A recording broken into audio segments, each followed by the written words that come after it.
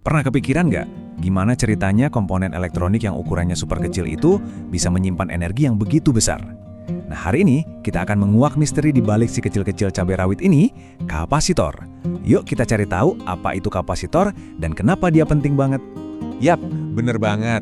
Ledakan energi yang singkat tapi kuat banget itu semua berkat kerja keras sebuah kapasitor.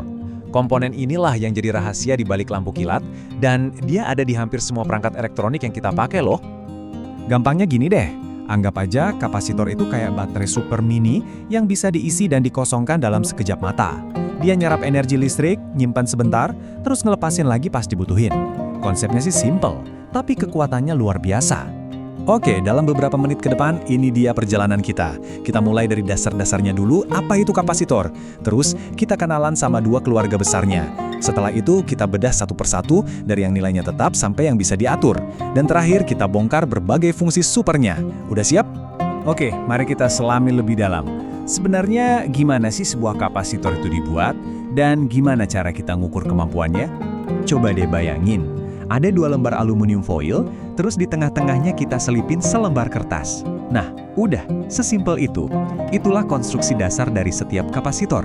Sederhana banget, tapi efektif banget buat nyimpan muatan listrik. Kemampuan kapasitor buat nyimpan muatan listrik ini punya nama, yaitu kapasitansi. Dan sebagai bentuk penghormatan buat penemunya, ilmuwan hebat dari Inggris, Michael Faraday, satuannya pun dinamakan farad. Tapi, harus tahu nih, 1 farad itu nilainya gede banget. Saking gedenya, di dunia elektronik kita hampir nggak pernah pakai. Makanya, kita lebih sering bekerja dengan satuan yang jauh lebih kecil. Ada mikrofarad, nanofarad, dan bahkan picofarad. Nah, sekarang kita lihat gimana dunia kapasitor ini ternyata terbagi jadi dua keluarga besar, yang karakternya beda banget. Ada yang nilainya tetap, dan ada juga yang nilainya bisa diubah-ubah. Gampang banget bedainnya. Yang satu nilainya udah dipatenkan dari pabrik, nggak bisa diganggu-gugat, kayak ukuran sepatu kita gitulah. Nah, yang satunya lagi bisa kita atur, fleksibel, mirip kayak kita muter volume radio. Pertama-tama kita bahas si konstan dulu.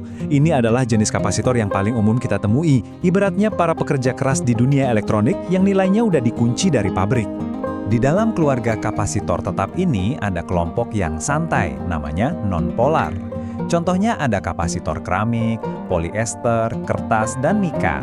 Enaknya mereka ini nggak punya kutub positif atau negatif. Jadi pas masang di sirkuit, bebas aja, nggak perlu takut kebalik. Berikutnya ada kelompok yang lebih ketat aturannya, yaitu kapasitor polar. Contoh paling terkenalnya itu LCO dan tantalum. Nah, mereka ini punya kutub positif dan negatif yang jelas. LCO biasanya bentuknya tabung dengan kapasitas besar, sementara tantalum kapasitasnya besar tapi ukurannya super mini. Makanya pas banget buat gadget-gadget modern. Nah, ini poin yang super duper penting, khusus buat kapasitor LCO. Soal polaritas itu harga mati. Kalau Anda pasangnya kebalik, tekanan di dalamnya bisa menumpuk dan boom! Komponen ini beneran bisa meledak, jadi selalu perhatikan tandanya ya. Oke, setelah bahas si konstan, sekarang kita kenalan sama saudaranya yang fleksibel, kapasitor yang nilainya bisa kita atur sendiri. Inilah komponen yang perannya jadi penyetel atau tuner di dalam sirkuit. Ada dua jenis utama di sini. Pertama ada Verco, yang mungkin pernah Anda lihat di dalam radio-radio lama. Itu tuh yang dipakai buat ganti-ganti stasiun. Terus ada trimmer, ukurannya mungil banget. Biasanya teknisi pakai obeng kecil buat nyetelnya. Fungsinya buat kalibrasi yang super akurat. Oke, kita udah tahu jenis-jenisnya.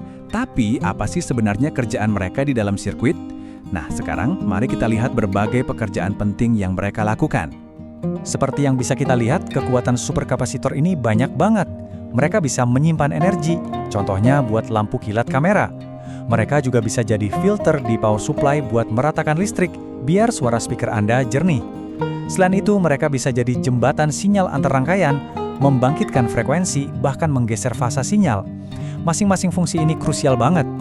Salah satu kekuatan utamanya adalah menjadi penjaga gerbang arus. Kalau ada arus AC, arus yang bolak-balik seperti sinyal audio atau radio, kapasitor akan membuka gerbangnya lebar-lebar dan membiarkannya lewat dengan mudah.